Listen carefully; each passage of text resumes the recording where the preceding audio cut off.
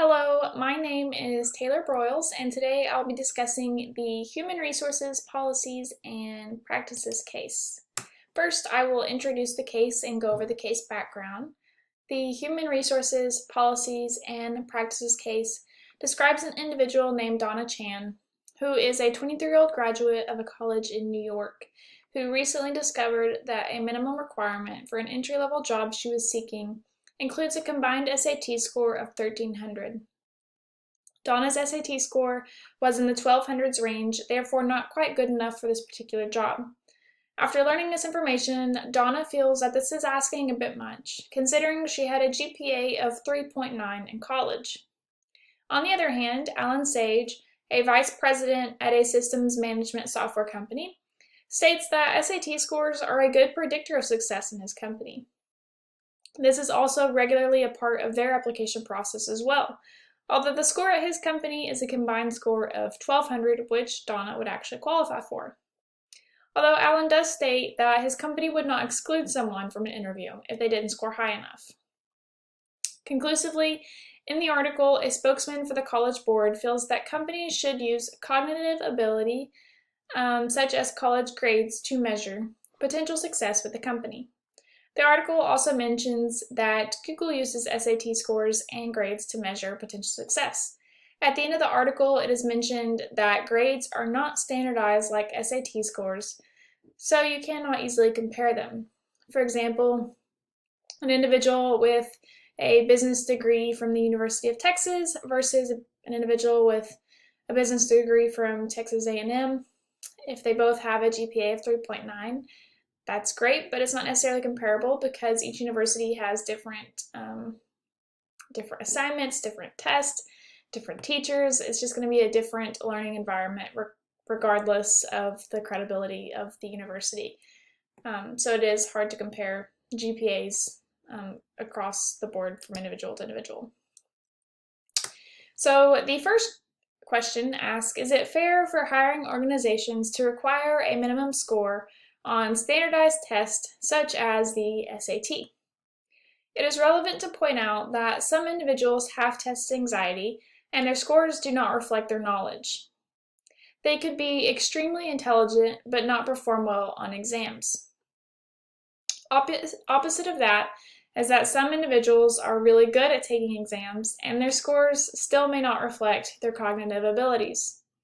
Obviously, for some people, their score may be very representative of them and their intelligence level and their cognitive abilities, but that's just not always the case for everyone. Another important aspect to note is that the time frame between when the person took the SAT and their application time for this job could be far too wide to assess their current cognitive ability. So many people do take a gap year between high school and college. They take longer than the standard, quote, 4 years to graduate college, or perhaps change careers and are just not applying within a standard time. So, for example, if I graduated high school in 2020 and then, technically I would graduate in 2024 and apply for this job, but I started a completely different career. Perhaps this is the business job, but perhaps I went to the medical field first. And so I spent 4 or 5 years in the medical field, and then I went to apply for this job. So I'm still applying for an entry-level job. That means I took my SATs almost 10 years ago. So that's not reflective of who I am today. That's reflective of who I was 10 years ago. So that's just something to take into account. So lastly, the individual's maturity level between the time they took the SAT and the time they were applying for the job could also be drastically different. This one kind of ties into the last point that I just referenced regarding the time frame between the two. For maturity level, I'm pointing out the fact that when the individual took the SAT, they might not have cared what they scored, and they didn't really try because they didn't think it mattered. They were younger, they didn't see the grand scheme of things, and now they're much more mature and they took their college career seriously, which could possibly be reflected in their GPA, and their mindset has changed from then to now. So maybe they slacked off in high school or whatever the case is. They do realize now that their grades are important and they are a different person. So the next question is, as a recruiter, choosing between two different individuals with different SAT scores, would you have a difficult time giving the job to the applicant with the lower score? The answer to this question altogether is no. I would not have a difficult time. One reason is, again, test anxiety that a lot of people do struggle with, and I just don't think that defines them as an individual. Additionally, good work ethic is hard to come by these days, and I would rather hire an individual with good work ethic that didn't score as well in the exam than someone who may potentially be, quote, brighter, but does not work as hard. It is easier to train someone who is hardworking and willing to learn than someone who is not.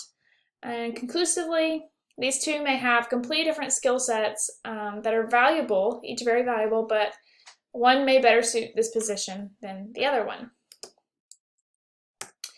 On what additional factors might your choice depend? So, what important aspect to consider is an individual's personality fit. Will they fit into the organization well? Will everyone get along with them? Will this new hire be an easy transition? Although personalities are not everything, it definitely makes the work environment less tense when everyone works well together and gets along. Previous work experience is essential when hiring someone new, in my opinion. Do they have customer service experience? Are they on time for work? Are they punctual? Are they respectful? And then tying in the last point with references, does their previous manager have good things to say? Are they going to miss this person at their last place of employment? These little details usually speak volumes of a person. If their last, manager is genuinely upset that they're losing this person as an employee, that normally says a lot about that person and how valuable they are. So the next question is, what other indicators of job performance besides SAT scores could you use to screen job applicants? Advantages and disadvantages of each. So one indicator that was mentioned in the article is grades and or GPA. And one of the many advantages being that it is a well-rounded score of all of the individual's work and many tests and many assignments, and it's not just based on one day, one test, one score. It displays a longer period of time of hard work and dedication. A disadvantage being that classes are not standardized and you cannot really compare them from individual to individual like I mentioned previously. Personality tests are pretty commonly used during the interview process today, and I think they're extremely beneficial. There are many companies that facilitate Myers-Briggs type indicator tests to applicants to see if they would be a good cultural fit for the company or even the position in general. For example, if someone is applying for a sales rep position, but their tests show that they are an introvert, perhaps this isn't the position for them. A disadvantage would be that the test indicates how an individual might work with others, but it doesn't necessarily show that they're qualified for the position. And finally, social media checks and background checks could be an indicator of job performance. In a very small way. But for example, if you look up the person on social media and they have posted every single weeknight at 2 in the morning at the bar, it might be safe to assume that they are not quite ready for this position. Not that work life isn't work life and personal life isn't personal life, and not that they can't go out, but staying out late like that every night could affect their job performance and the fact that they could just lack of sleep in general. That's number one. Lack of sleep, you don't perform well on minimum sleep. So that's just one reason. As for background checks, if they've been in trouble with the law enforcement a few too many times, especially if these are recent events, this may also be a good sign that they might not be a good fit. Suppose you worked at a company that used SAT scores for hiring purposes. How would you handle diverse applicants, such as those from a foreign country, who may not have taken the SAT? So again, grades may be a feasible option depending on their specific circumstances, specific country, all that sorts of things. If they have any work or volunteer experience, that could speak volumes of them and be a good indicator of potential success. Again, hard work cannot easily be learned, and many individuals either have it or they don't. Lastly, references may be the best option as far as getting a good overall idea and picture of the potential of this person. and perhaps a phone call to this person's previous schools, maybe their mentor, someone who kind of oversaw them, someone just very involved in their life that's not, a parent. Just whatever that looks like for each person. It would most likely be a case by case decision because not all countries have the same opportunities, obviously. And no matter, even if they are from the same country, they may not have had the same opportunities. It just really depends. And so there may be limitations on what they had available to them. And so, again, just a case by case scenario.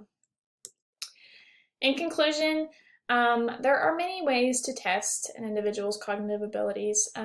Testing such as SAT scores may not be sufficient to test an individual's cognitive abilities altogether, but perhaps one of many things that can. So it's not irrelevant, but I wouldn't say that it defines a person and their success. Work experience is extremely valuable in my opinion. I know that personally, I have learned a lot in my previous employment, whatever that job looked like.